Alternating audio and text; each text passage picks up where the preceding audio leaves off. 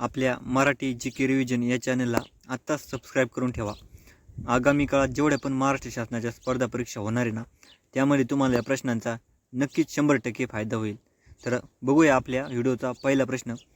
आर्थिक स्वातंत्र्य किंवा आर्थिक निर्णयाचे स्वातंत्र्य म्हणजे काय? आर्थिक स्वातंत्र्य किंवा आर्थिक निर्णयाचे स्वातंत्र्य म्हणजे उदारीकरण होय। मानव विकास अहवाल ही संकल्पना सर्वप्रथम केव्हा मांडण्यात आली? मानव विकास अहवाल ही संकल्पना सर्वप्रथम केव्हा मांडण्यात आली? तर मानव विकास अहवाल ही संकल्पना सर्वप्रथम 1990 या वर्षी मांडण्यात आली।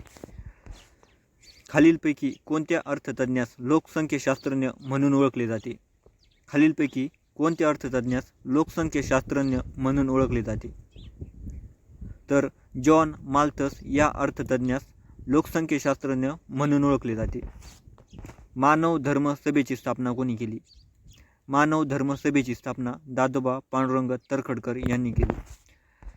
राजस्थानमध्ये मध्याश्मयुगाची संस्कृती असणारी मोठे ठिकाण कोणते?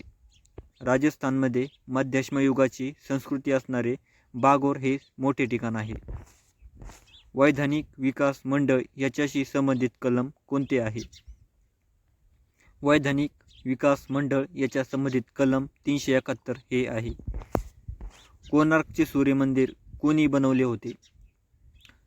तर मित्रांनो, तुम्ही बऱ्याच परीक्षांमध्ये ऐकले असेल की कोणार्कचे सूर्यमंदिर कोणत्या राज्यामध्ये स्थित आहे, पण बऱ्याच कमी मित्रांना माहीत असेल की हे मंदिर कोणी बनवले। तर हे कोणार्कचे सूर्यमंदिर नरसिंह वर्मन यांनी बनवले होते आणि हे कोणार्कचे सूर्यमंदिर ओडिसा या राज्यामध्ये स्थित आहे।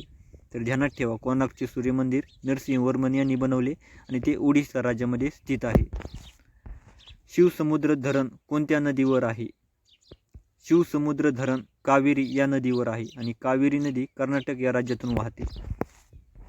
मानवी भूगोलाचे जनक असे कोणाला म्हटले जाते?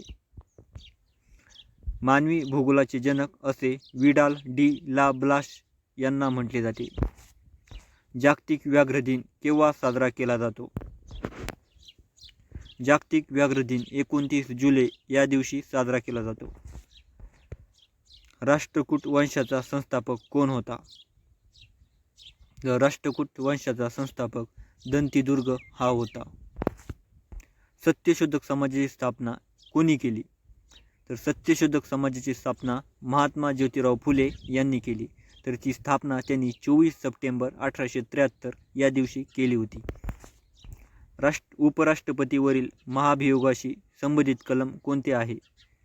उपराष्ट्रपतीवरील महाभियोगाशी संबंधित कलम 67 हे आहे।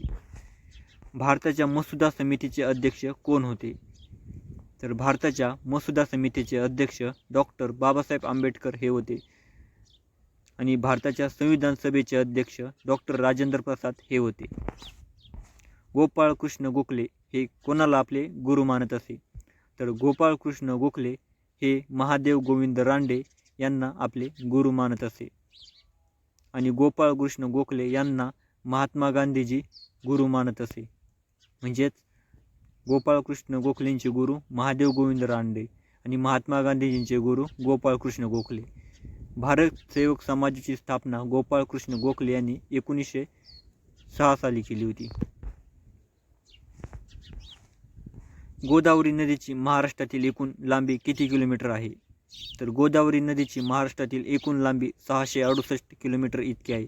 गोदावरी नदीचा उगम त्र्यंबकेश्वर नाशिक येथे होतो। ही महाराष्ट्रातील सर्वात मोठी नदी म्हणूनही ओळखली जाते। गोदावरी नदीला दक्षिण गंगा या नावाने पण देखील ओळखले जाते, हे पण तुम्ही लक्षात ठेवा। तर मित्रांनो, आजचा व्हिडिओ तुम्हाला कसा वाटला? जर हा व्हिडिओ आवडला असेल तर नक्कीच आपल्या व्हिडिओला कमेंट करा, लाईक करा आणि चॅनलला सबस्क्राईब करा, जेणेकरून तुम्हाला भविष्यात होणाऱ्या स्पर्धा परीक्षांसाठी नक्कीच या प्रश्नांचा फायदा होईल। धन्यवाद।